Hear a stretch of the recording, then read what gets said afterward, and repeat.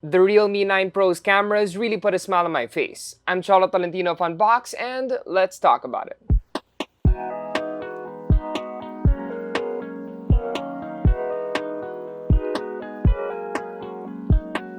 Realme is back again with their main line, and I got the Realme 9 Pro. And what better way to test it out than to bring it to Tagaytay with me, where I had a reunion with some of my high school buddies, some of which I haven't seen for years. And yeah, that's for later, but for now, let's unbox it. We get a newly designed but familiar yellow box, and it really does give me the vibe that they're taking it up a notch. On the back, we have a couple of highlighted features like the processor, screen, camera, and the battery. And inside, we have the usual stuff like a clear case, SIM ejector pin, charging brick, USB-C cable, and documentation which you should keep just in case you need that warranty. Now for design, we got ours in Aurora Green. It's a blue-greenish tone with a glitter effect that kind of reminds me of the Aurora Borealis or the Northern Lights. It is, however, glossy, which will give you a good grip, but it will also trap a lot of fingerprints.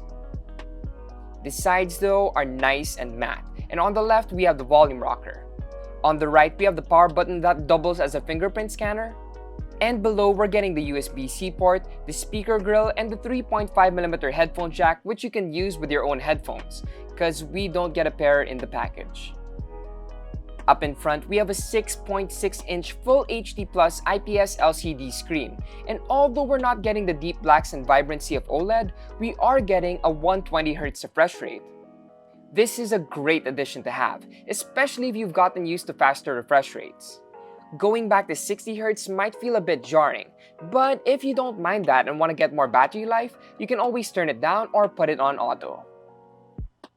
Picture quality could have been better, but it was still very sharp and I still enjoyed watching all my favorite K-pop videos and Netflix shows. And again, I suggest earphones or headphones because we only have a single firing speaker here. This sound was decent though, and as long as you don't max it out, it won't sound tinny. But yeah, here's an audio sample if you want to hear.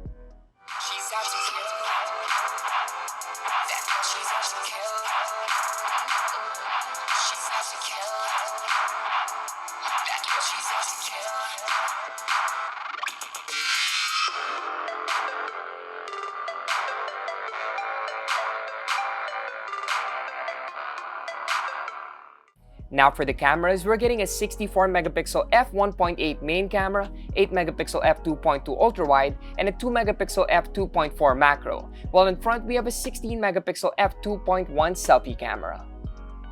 And like I mentioned earlier, I hung out with my friends, and boy did having this around put a smile on my face. Out in the sun, the main camera delivered some gorgeous photos. And it really helps that the car was a looker as well. Thanks for letting me take some photos, Yami. And although I noticed the tinting difference between the main and the ultra-wide angle camera, I think the latter still delivered some good images. The macro, on the other hand, was more consistent color-wise, and despite only being a 2MP snapper, it took some good shots, especially of Pumpkin. There were moments when the color red would pop too much, but the other colors seemed fine. And for the photographers out there, we get street photography mode. This will let you shoot with familiar focal lengths like 50mm, 24, and 16. And there are a bunch of filters you can also play with, which in my opinion don't look over the top at all. As for selfies, I loved how it grabs so much detail out in the sun. Especially when it came to my hair and my jacket. I took a ton of photos with my friends and everyone seemed to look great in the images. Even Drake is smiling. But as the sun went down, I did notice some changes in quality. I tried all three cameras in night mode, and yes, considering how dark it was, I was surprised and happy how much light it could take in. Especially for the main and ultra-wide cameras, but the macro does come off as extra grainy, so maybe don't use that at night. Video on the other hand was okay with me, and if you don't mind the crop, there is ultra steady mode. But my favorite feature as a vlogger is the dual view video, which allows you to record with both the front and back at the same time. It's a really cool way to capture all those good times with your favorite people. Now inside the phone, we have a Snapdragon 695 5G processor, 8GB of RAM, and 128GB of storage. A pretty standard but up-to-date combo which allows the use of 5G, which means fast downloads and uploads for all your TikTok and Instagram needs. And while using it, everything seemed really smooth, and it could keep up with the 120Hz refresh rate easy.